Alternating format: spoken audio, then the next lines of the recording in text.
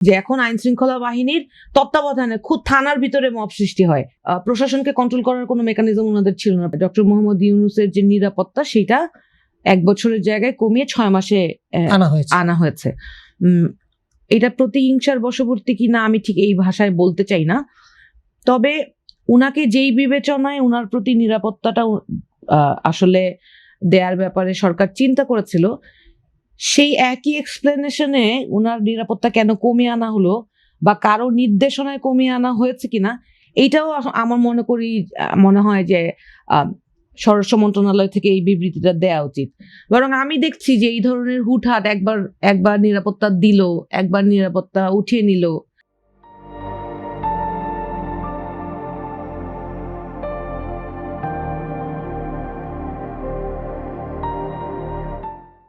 এই ধরনের কাজ কারবার করার চেয়ে আমার মনে হয় স্বরাষ্ট্র মন্ত্রণালয় সারা দেশের যে সার্বিক পরিস্থিতি, সেই পরিস্থিতি বিবেচনা করাটা সবচেয়ে বেশি জরুরি। দেশের আইন শৃঙ্খলা পরিস্থিতির অবস্থা ভয়াবহ, ভীষণ ভীষণ খারাপ।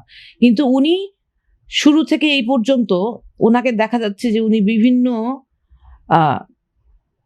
খুব ঐশ্বরিকভাবে উনি মনে হয় কিছু দৈব বাণী পান এবং সেই বাণীর দ্বারা আদিষ্ট হয়ে উনি জনগণের রায়ের বিপক্ষে গিয়ে কাজ করেন।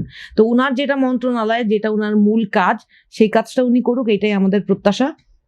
ডক্টর মোহাম্মদ ইউনূসের প্রতি শাস্তিমূলকভাবে এই কাজটা করা হয়েছে বলে আমি বিশ্বাস করি না। তবে ইন্টারিম গভর্নমেন্টের সময় উনি যেই কমিটমেন্ট করেছে, যে কথাটা হাবিব ভাই বললেন যে উনি নির্বাচন দিবেন কমিট করেছিলেন, সেই কমিটমেন্ট উনি পালন করেছেন। এখন উনার কমিটমেন্ট পালন করা, বিএনপির হাতে গিয়ে ট্রফি তুলে দিয়ে আসা, জনাব তারেক রহমানকে লন্ডনে গিয়ে ট্রফি তুলে দিয়ে আসা, এটা তো বিএনপির কাছ থেকেই শুনে। এখন 10টা সাধারণ মানুষ যেই প্রোটেকশন পায় না, সেই প্রোটেকশন উনাকে কেন দেয়া হলো, সেইটাও তো আমাদের প্রশ্ন, তাই না? তো এটা হয়তো ট্রফি দেওয়ার পুরস্কার উনি পেয়েছিলেন, সেই পুরস্কারটা আবার আপনারা কমিয়ে দিলেন, এই আর কি। সাইদ খান, আপনার কাছে আসতে চাই। হুমায়ুনুর বলেছেন যে আইন শৃঙ্খলা পরিস্থিতি ভয়াবহ খারাপ।